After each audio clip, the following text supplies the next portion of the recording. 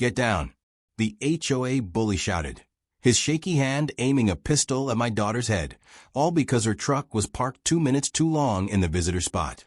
My heart stopped as I watched from porch, my coffee mug slipping from my fingers and shattering on the ground. Madison, my daughter, stood calm, her eyes locked on the gun, not even flinching. She'd just driven 6 hours to visit us, her face tired but sharp, like the Marine trainer she was. In a flash, the man's smug grin faded to panic. The gun was no longer in his hand, it was in Madison's, her movements so quick I barely saw them. "I train Marines to handle worse than you," she said, her voice steady, almost bored. "Is a parking ticket worth losing everything?" The neighborhood went silent, every neighbor peeking through curtains, frozen. 5 minutes later, sirens wailed, and a power trip that had terrorized us for years started to unravel. That moment, that one wrong move by a fake cop, sparked a fight that would change our community forever. I'm Tom Wilson, a retired mechanic, and my wife Linda and I had lived in Pinewood Grove for 12 years. We'd dealt with every crazy rule the HOA threw at us. White fences only, no kids' toys on lawns, even limits on how many flowers we could plant. Madison came to visit that day, pulling up in her beat-up truck at noon. She was 34, a Marine trainer with 10 years of experience teaching recruits how to stay calm in chaos. That day, she looked worn out, her brown eyes bloodshot from a week of nonstop training at the base. She'd driven straight from Camp Pendleton to bring us some home supplies, tools, a new security camera, things we couldn't afford since the HOA fees kept climbing. "Dad, can you grab these bags?" she called, unloading heavy boxes from her truck. She'd parked in the visitor spot, which had a 30-minute limit, but she had too much to carry. We were halfway through unloading when her phone buzzed. She glanced at it, her face tightening. "It's one of my recruits," she said, stepping away. "He's struggling, bad night." I nodded, knowing how much she cared about her Marines. She sat on the porch steps, talking softly, guiding the young man through a panic attack, her voice calm but firm, like she was defusing a bomb. The call took 20 minutes, and we forgot about the truck. Madison rubbed her forehead, exhausted, when Linda brought her a glass of water. "You need to eat, honey," Linda said, heading to warm up some leftover stew. Madison smiled, but her shoulders sagged. She was running on fumes. That's when the doorbell rang, not a normal ring, but a loud, angry pounding that made the windows rattle. "Who's that?" I muttered, standing up. Madison's eyes narrowed, her Marine instincts kicking in despite her fatigue. I opened the door, and there stood Hank Johnson, the HOA's self-proclaimed security officer, wearing a cheap uniform with an HOA patch sewn on crooked. At 55, Hank was a former gym coach who acted like he ran the whole town. His face was red, his clipboard shaking as he jabbed a finger at Madison's truck. "That vehicle's been in the visitor spot for 32 minutes, he barked. "No hello, no manners. That's 2 minutes over the limit.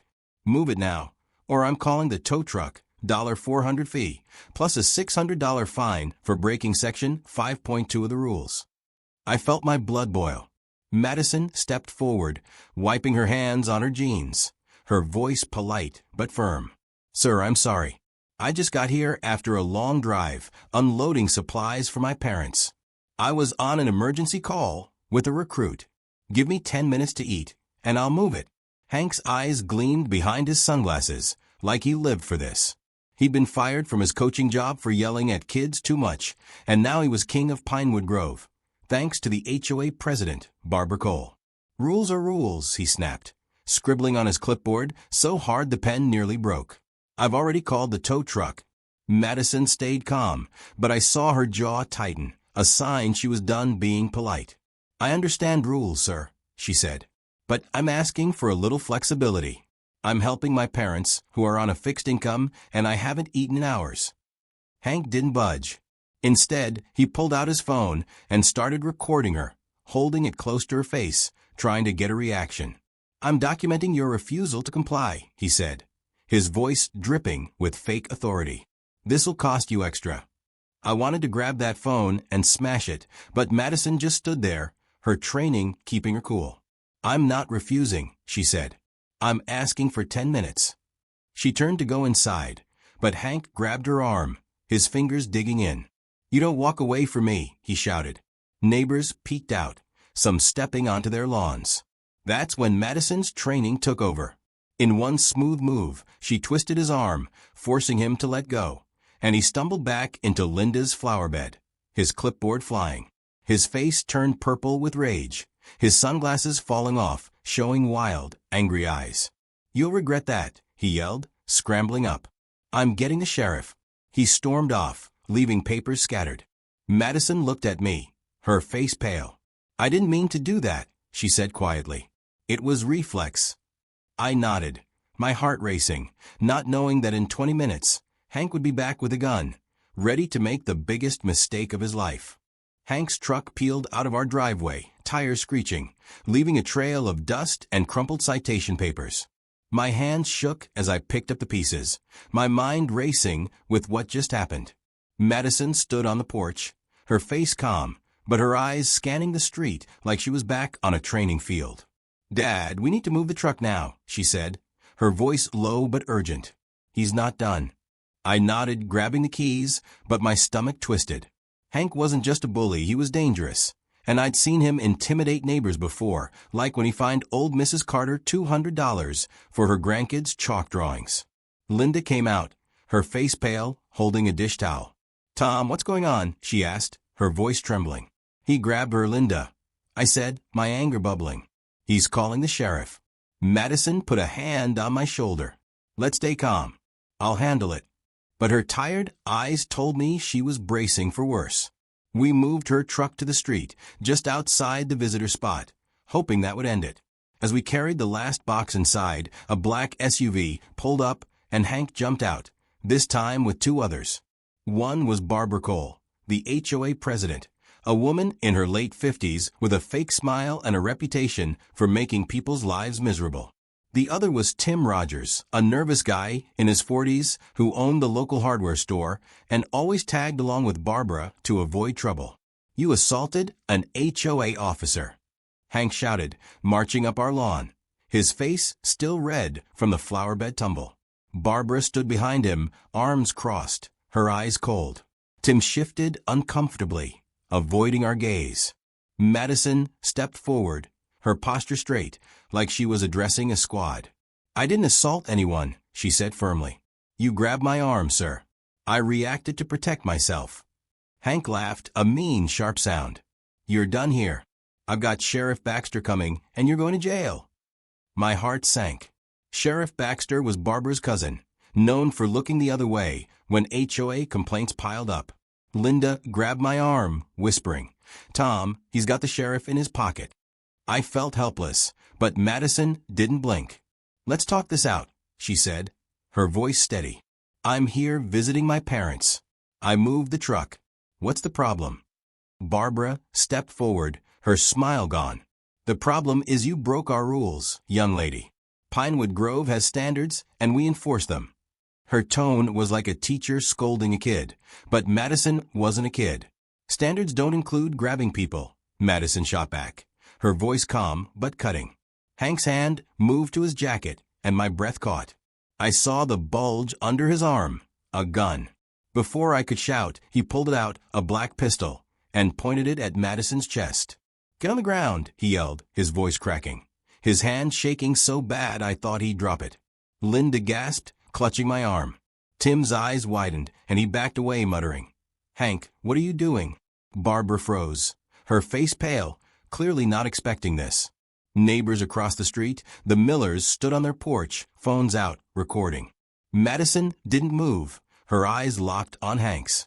"You're making a big mistake," she said, her voice low, like she was talking someone off a ledge. "Put that gun down before you ruin your life." Hank's face twisted with rage. "I'm the law here," he screamed, stepping closer, the gun shaking worse. I wanted to run to Madison, but my legs felt like cement. She was so calm, it was eerie, like she'd faced worse in training. "You're not the law," she said. "You're a guy with a fake badge and a gun you shouldn't have." That's when the twist came. In a blur, Madison moved, her training kicking in. She grabbed Hank's wrist, twisted it, and the gun flew into the grass. Hank stumbled, falling to his knees, yelling in pain.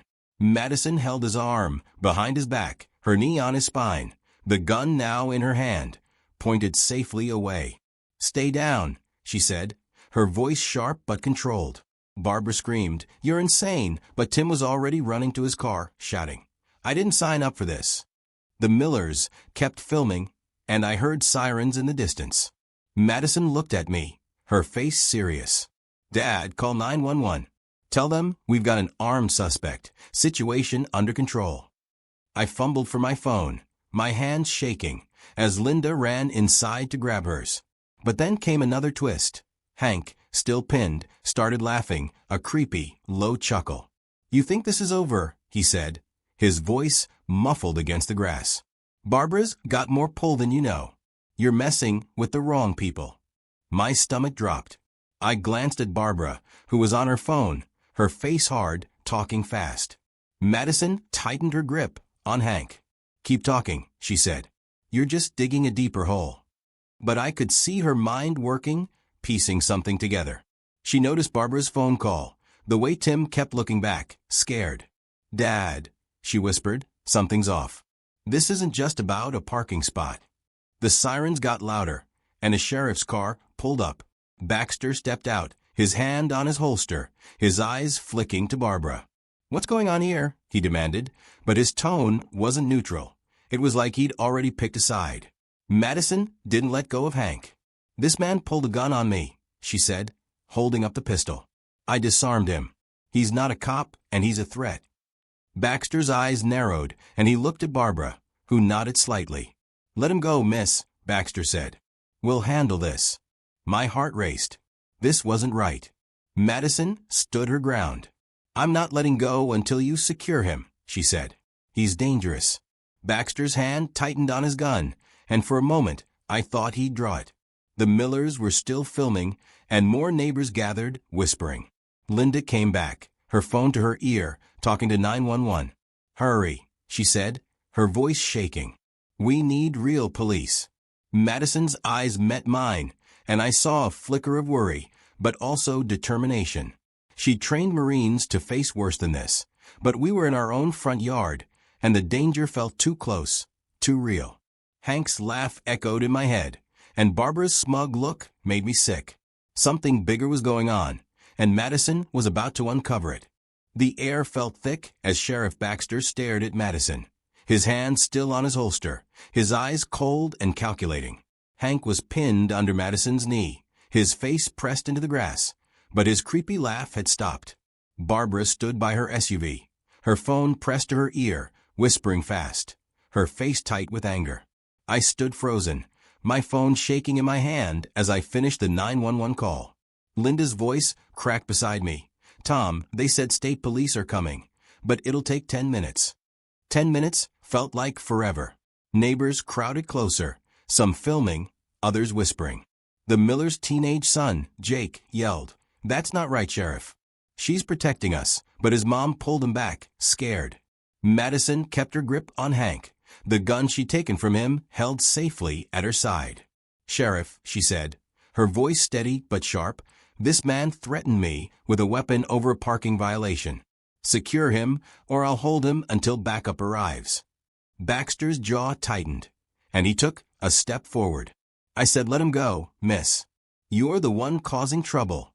My heart pounded. This wasn't just a power trip. Baxter was protecting Hank, maybe Barbara too. I glanced at Linda, whose hands were shaking, her eyes wide with fear for Madison. "Tom, do something," she whispered, clutching my arm. I wanted to, but what could I do against a sheriff? Madison's eyes flicked to me, a quick look that said, "Stay calm, Dad." She'd seen worse in training, but this was our home, our quiet street, and it felt like a war zone. "Sheriff," Madison said, louder now, "I'm a Marine trainer. I know protocol. You're not following it." "Why?" Baxter froze, his hand twitching on his gun. The crowd murmured, and I heard Mrs. Carter, the old widow next door, mutter, "He's always been Barbara's lapdog." That's when the first twist hit. Tim, the hardware store guy who'd run to his car, came back, his face pale, holding a stack of papers. "Madison, wait," he shouted, his voice shaking. "I found something. You need to see this." He held up a crumpled folder, his hands trembling, so bad he nearly dropped it. Barbara's head snapped toward him. "Tim, shut up," she hissed, stepping forward. But Tim backed away, clutching the folder like a lifeline. "No, Barbara, I'm done," he said, his voice cracking. "This is wrong. Hank's not even licensed to carry that gun." The crowd gasped, and I felt a chill. Madison's eyes narrowed, but she didn't let go of Hank. "What's in a folder, Tim?" she asked, her voice calm but commanding, like she was leading a squad. Tim swallowed hard, glancing at Baxter, who looked ready to explode. "It's receipts," Tim said, his voice barely above a whisper. "HOA funds, they're not going to maintenance. Barbara's been funneling money to a fake landscaping company. I found it in the office last week." My stomach dropped. Linda gasped, "Funneling money? That's why our fees keep going up." I remembered how we'd skipped dinners out to pay last month's $300 HOA bill, how Linda cried when we couldn't afford her meds. Anger burned in my chest. Barbara's face turned red. "That's a lie," she shouted, lunging for the folder. But Madison's voice cut through like a knife. "Stay back, ma'am," she said, her tone so sharp Barbara stopped dead. Baxter took another step, his hand still on his gun. "Tim, give me those papers," he growled. But Tim shook his head, backing toward Madison. "No, Sheriff. I'm done covering for you." Another twist. Baxter was in on it? The crowd got louder, neighbors shouting, "What's going on?" And we deserve answers. Jake Miller broke free from his mom, yelling, "You've been stealing from us." Madison stayed focused, her knees still on Hank, but I saw her shoulders tense, like she was piecing together a puzzle. "Tim," she said, "bring those papers to my dad." "Now." Tim nodded, stumbling toward me, and handed me the folder. I opened it, my hand shaking, and saw invoices for Green Valley Landscaping. Thousands of dollars for work nobody remembered seeing. Dates matched times when our street's sidewalks cracked, when trees went untrimmed. "This is real," I muttered, showing Linda. Her eyes filled with tears. "They've been robbing us blind, Tom." Hank squirmed under Madison, muttering, "You're all going to pay for this." Madison tightened her grip. "Keep talking, Hank. You're helping my case." But then came another twist. A second car pulled up, not state police, but a beat-up sedan. Out stepped Roxy Evans, a single mom who lived 3 houses down. She'd always kept quiet, scared of Barbara's fines, but now her face was fierce. "Madison, I've got something too," she said, holding up a USB drive. "I work at the bank. I saw weird transfers from the HOA account, big ones, to an offshore account." The crowd erupted, neighbors yelling, "What? And they're thieves." Barbara's face went white, and she backed toward her SUV, still on her phone. Baxter shouted, "Everyone shut up. This is under control." But it wasn't. Madison looked at Roxy, then at me, her eyes burning with focus. "Dad, keep that folder safe. Roxy, hold on to that USB. We're not done here." The sirens grew louder, state police, finally. But Baxter's hand was still on his gun, and Barbara was slipping toward her car. Madison's voice rang out, "Nobody leaves until the real police sort this out." I felt proud but terrified. My daughter was taking charge, but we were up against a sheriff, a fake cop, and an HOA president who'd been stealing for years. Linda squeezed my hand, whispering, "She's so brave, Tom." I nodded, but my heart raced. Madison was a Marine trainer, but this wasn't a drill. This was our home, and the danger was real. As the state police cars pulled up, I saw Barbara slip into her SUV, and Baxter took a step toward Madison, his eyes dark. Something big was about to break, and Madison was in the middle of it. 2 state police cars screeched to a stop, their lights flashing red and blue across Pinewood Grove's quiet lawns. Officers jumped out, hands on their holsters, shouting, "Everyone hands where we can see them." Madison stayed calm, still pinning Hank to the ground, his gun tucked safely in her waistband. She raised one hand slowly, the other holding Hank's arm. "I'm a Marine trainer," she called out, her voice clear. "This man pulled a gun on me. I disarmed him. Situation's under control." I clutched the folder Tim gave me, my heart pounding as Linda held onto my arm, her breathing fast. Barbara's SUV door was half open, but an officer yelled, "Ma'am, step away from the vehicle." Her face froze, and she dropped her phone, raising her hands. Sheriff Baxter stood rigid, his hand off his gun now, but his eyes darted between Madison and the state police. The crowd of neighbors grew louder, shouting, "They're stealing our money, and arrest them." Roxy Evans stood firm, clutching her USB drive, her teenage daughter Abby by her side, looking scared but proud. The lead officer, a tall woman with a buzz cut, approached Madison. "Ma'am, I'm Officer Diaz." "Let him up, we've got it from here." Madison nodded, easing off Hank, but staying alert. As she stepped back, Hank scrambled to his feet, rubbing his wrist, his face twisted with rage. "She attacked me," he yelled, pointing at Madison. "Arrest her." Diaz ignored him, cuffing his hands behind his back. "We'll sort it out at the station," she said, her voice firm. I felt a flicker of hope, but then came a twist that hit like a punch. Baxter stepped forward, his badge glinting, and said, "Officer, I'm Sheriff Baxter. This woman's dangerous. She assaulted an HOA officer and resisted my orders." My stomach sank. He was lying to save himself. Linda whispered, "Tom, he's covering for Barbara." Madison's eyes locked on Baxter, her jaw tight, but she didn't speak. Diaz raised an eyebrow, looking at Madison. "That true, ma'am?" Madison shook her head. "No, officer. He pulled a gun on me over a parking violation. I disarmed him to protect myself and my family. These neighbors saw it." She pointed to the Millers, still filming, and Mrs. Carter, who nodded fiercely. "It's true," Mrs. Carter shouted. "Hank's been terrorizing us for years." The crowd backed her up, voices rising. Diaz turned to me. "Sir, you called 911. What's in that folder?" I handed it over, my hands shaking. "Invoices," I said. "Proof the HOA's been stealing. Tim here found them." Tim nodded, his face pale but resolute. Roxy stepped forward, holding out her USB. "I've got bank records too," she said. "Transfers to an offshore account, tied to Barbara."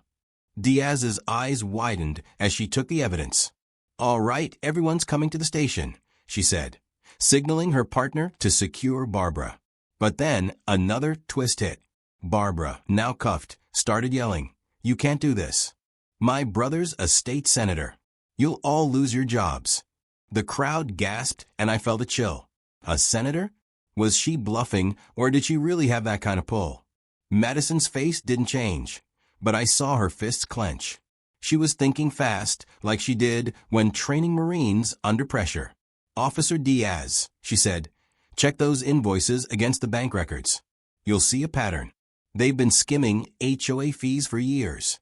Diaz nodded, but Baxter cut in, his voice loud. "This is a setup. That woman's a liar." He pointed at Madison, stepping closer. I saw his hand twitch toward his holster again, and my heart stopped. "Baxter, don't," I shouted, stepping forward, but Madison was faster. She moved between me and Baxter, her stance protective. "Sheriff, back off," she said, her voice low, like a warning shot. Diaz's partner grabbed Baxter's arm. "Sheriff, stand down," he ordered.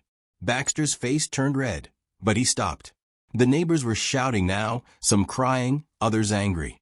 Jake Miller yelled, "They fined my mom $500 for a cracked mailbox." Roxy added, "They threatened to evict me when I missed a payment during chemo."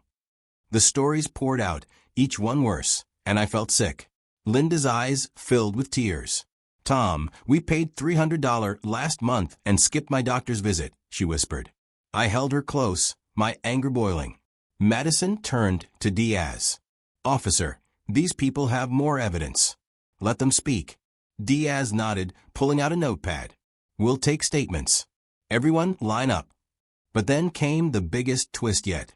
A third car pulled up, a black sedan with tinted windows. A man in a suit stepped out, flashing a badge. "Agent Carter, FBI," he said, his voice calm but commanding. "We've been investigating Pinewood Grove's HOA for months. Ms. Wilson, I assume you're the one who disarmed the suspect." Madison nodded, surprised. "Yes, sir." Carter looked at the folder in Diaz's hand, then at Roxy's USB. "Those match what we've got," he said. "Barbara Cole's been on our radar for fraud. Looks like you just cracked this wide open." My jaw dropped. "FBI?" I looked at Madison, who seemed as shocked as me, but she hid it well. Barbara's face went gray, and she slumped against the SUV. Hank started yelling. I didn't know about the money. It was all her. Baxter stayed quiet, his eyes darting, like he was planning his next move. Linda grabbed my hand, whispering, Madison did this, Tom. She's saving us. I nodded, my chest tight with pride and fear. The state police started loading Hank and Barbara into their cars, but Carter stopped them. Hold on, he said, turning to Madison. Ms. Wilson, we need your statement, and we need you to help us organize these residents. They trust you. Madison hesitated, her face tired. I'm just here to visit my parents, she said, but her voice had that Marine resolve. I'll help. As the crowd cheered, I saw Baxter slip toward his car, his hand on his radio. Madison caught it too. Officer Diaz, she called. He's trying to leave. Diaz spun around, and her partner grabbed Baxter, cuffing him. The neighbors roared, some clapping, others crying with relief. But I knew this wasn't over. Barbara's senator brother, Baxter's lies, and that offshore account meant bigger trouble was coming. Madison looked at me, her eyes fierce but exhausted. Dad, we're just getting started, she said, and I knew she was right. The state police cars idled in front of our house, their lights casting a glow over Pinewood Grove as the sun dipped low. Hank and Barbara sat cuffed in the back of one car, their faces grim, while Sheriff Baxter stood by another, his hands cuffed too, his badge now just a piece of metal. Agent Carter, the FBI guy, was talking to Officer Diaz, flipping through the folder I'd given her. Roxy stood nearby, clutching her USB drive, her daughter Abby holding her hand tight. The neighbors crowded around, their voices a mix of anger and relief, shouting stories of HOA fines and threats. Madison stood in the middle of it all, her face calm but her eyes tired, like she was holding herself together by sheer will. I could tell she was drained, 6 hours of driving, a week of training Marines, and now this. Linda leaned against me, her voice shaky. Tom, is this really happening? I nodded, my throat tight. Yeah, Linda. Madison's turning this place upside down. But the air felt heavy, like a storm was coming. Carter walked over to Madison, his suit crisp despite the chaos. Ms. Wilson, he said, you've got a knack for this. We need you to help us get these residents organized. Their statements could seal this case. Madison wiped sweat from her forehead, her Marine posture slipping for a second. I'm not a cop, Agent Carter, she said. I'm just here for my parents. Carter smiled, a rare soft look. You're more than that today. These people need you. The neighbors nodded, some calling out, Madison, you've got this. Mrs. Carter, the widow next door, pushed through, her cane shaking. You stood up to them, she said, her voice cracking. They fined me $200 when my husband was dying, just for a faded mailbox. Madison's eyes softened, and she knelt to meet Mrs. Carter's gaze. I'm sorry you went through that, she said. We're fixing this. That's when the first twist hit. A loud honk cut through the noise, and a sleek black car pulled up. A man in his 60s stepped out, his suit expensive, his face red with anger. What's going on here? He demanded, storming toward Carter. Barbara, from the police car, shouted, Frank, help me. My stomach dropped. This was her brother, the state senator she'd bragged about. Frank Cole marched up to Carter, jabbing a finger. I'm Senator Cole. Release my sister now, or I'll have your badge. Carter didn't flinch. Senator, your sister's under investigation for fraud. Step back, or you'll join her. The crowd gasped, but Frank didn't stop. You've got no proof, he yelled, his voice booming. Madison stepped forward, her voice sharp. They've got invoices, bank records, and witnesses, she said, pointing to Roxy and me. You might want to listen before you threaten anyone. Frank's eyes locked on Madison, like he was sizing her up. And who are you, he sneered. I train Marines, Madison said, her tone cold. I don't scare easy.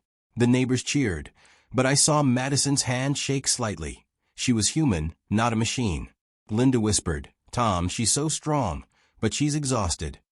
I nodded, wishing I could take some of this weight off her. Then came another twist. Tim, the hardware guy, ran up, his face pale. Agent Carter, there's more, he said, holding up his phone. I just got a text from Mandy, the HOA treasurer. She's got emails. Barbara told her to fake budget reports last year, or she'd lose her house. The crowd roared and Roxy shouted. Mandy's been scared of Barbara forever. Carter's eyes narrowed. Get those emails to me, he told Tim. And find this Mandy. Tim nodded, typing fast, but Frank grabbed his arm. You're lying, Rogers, he yelled. Tim yanked free, his voice shaking but firm. I'm done hiding, Senator. You can't bully us anymore. I felt a surge of pride for Tim. He'd been quiet for years, but now he was fighting back. Madison caught my eye, a small nod saying she saw it too. But then came the biggest twist. Jake Miller, the teenager, ran up, his phone shaking in his hand. Agent Carter, look at this, he said, showing a video. It was Hank, last month, taking cash from a guy in a truck marked Green Valley Landscaping. The crowd went wild, shouting, That's the fake company. Carter watched the video, his face hard. This is big, he said. Kid, you just gave us a direct link. Jake beamed, but his mom pulled him close, scared. Frank's face turned pale, and he backed toward his car, muttering, This is a mistake. Madison stepped in his path. Going somewhere, Senator? She asked, her voice low but fierce. Frank froze, his eyes darting. Carter nodded to Diaz. Secure him, he said. Diaz cuffed Frank, who shouted, You'll regret this, as they led him to a car. Barbara screamed from the police car, Frank, do something, but he was done. The neighbors were buzzing now, some crying, others hugging. Roxy turned to Madison, tears in her eyes. I was so scared to speak up, she said. You made this happen. Madison shook her head. You all did this, she said, her voice soft. I just held the line. But I saw the weight on her. Her hands shook, her eyes were heavy. She was pushing through for us, for the neighbors, but it was costing her. Linda stepped forward, putting a hand on Madison's arm. Honey, you need to rest, she said, her voice breaking. Madison smiled, but it was forced. Not yet, Mom. Carter pulled Madison aside. We're raiding the HOA office tonight, he said. We need you there. You know how to handle chaos. Madison nodded, but I saw her glance at us, worry in her eyes. I wanted to tell her to stop, to let someone else take over, but I knew she wouldn't. As the police cars drove off with Hank, Barbara, and Frank, the neighbors stayed, talking, planning. Mrs. Carter hugged Madison, tears streaming. You're our hero, she said. Madison just nodded, too tired to argue. But I knew this wasn't the end. Frank's connections, those offshore accounts, and Baxter's silence meant something bigger was out there. Madison was in deep, and I was terrified for what came next. The street was dark now, the police cars gone, leaving Pinewood Grove quiet except for the hum of neighbors talking. Madison stood on our porch, her face pale under the streetlight, her hands still shaking from holding Hank down earlier. Agent Carter had just left, promising to meet her at the HOA office for the raid. Linda was inside, making coffee, her hands trembling as she tried to stay calm. I stood by Madison, my heart heavy. You don't have to do this, honey, I said, my voice low. You've done enough.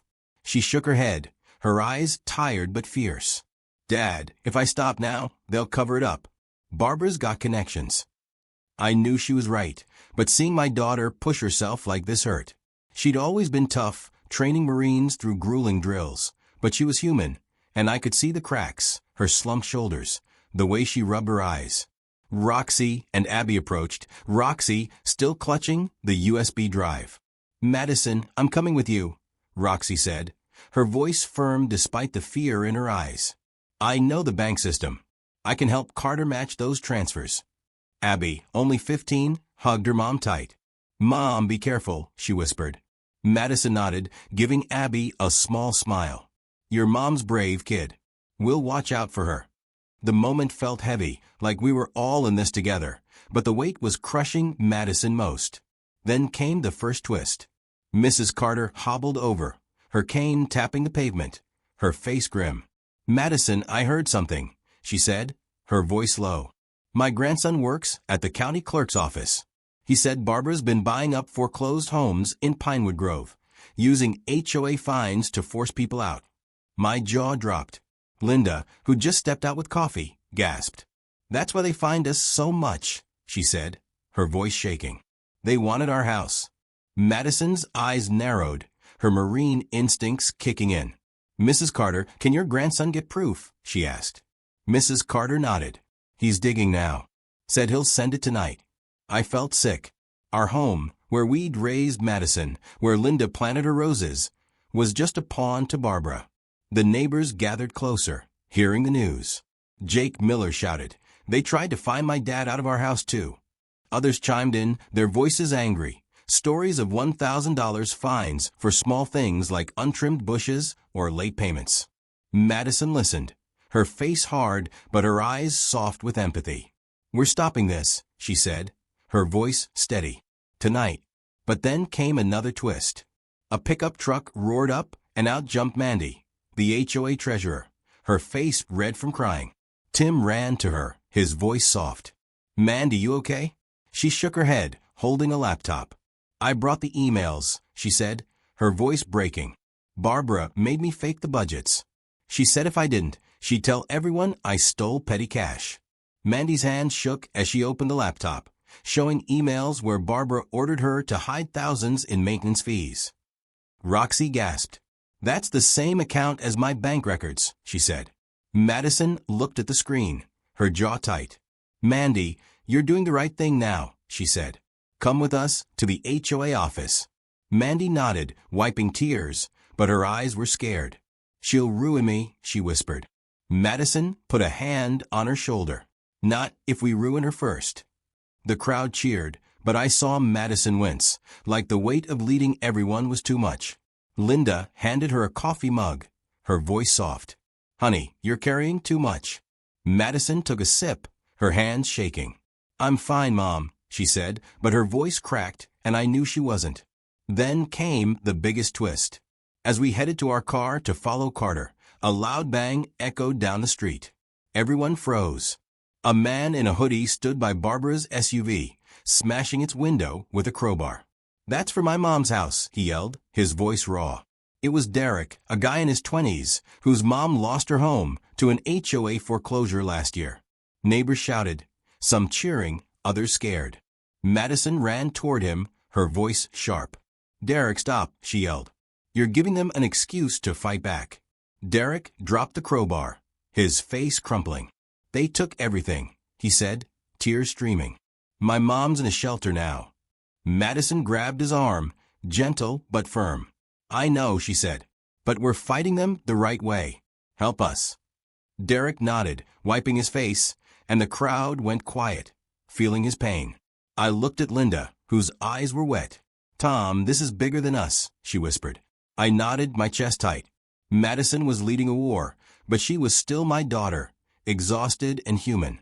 As we piled into the car, Madison, Roxy, Mandy, and me, the neighbors followed in their own cars, a convoy headed to the HOA office. My phone buzzed with a text from Mrs. Carter's grandson. Asterisk found property records. "Barbara owns 12 homes in Pinewood. Sending now." Asterisk I showed Madison, whose eyes darkened. "She's been playing a long game," she said, her voice low. Roxy added, "Those offshore accounts. She's hiding millions." Mandy nodded, her voice small. She bragged about a beach house in Mexico. As we pulled up to the HOA office, a small building with a fancy sign, Carter was waiting with 3 agents. But something fell off. The office lights were on, and a shadow moved inside. Madison tensed, her marine senses sharp. "Someone's in there," she whispered. "They're destroying evidence." Carter nodded, pulling his gun. "Stay behind me," he said, but Madison was already moving, her exhaustion gone, replaced by focus. I grabbed Linda's hand, my heart racing. This wasn't just about a parking fine anymore. It was about our homes, our neighbors, our lives. Madison was leading us, but I wondered how much more she could take. The HOA office loomed under the streetlights, its fancy sign glowing like it mocked us.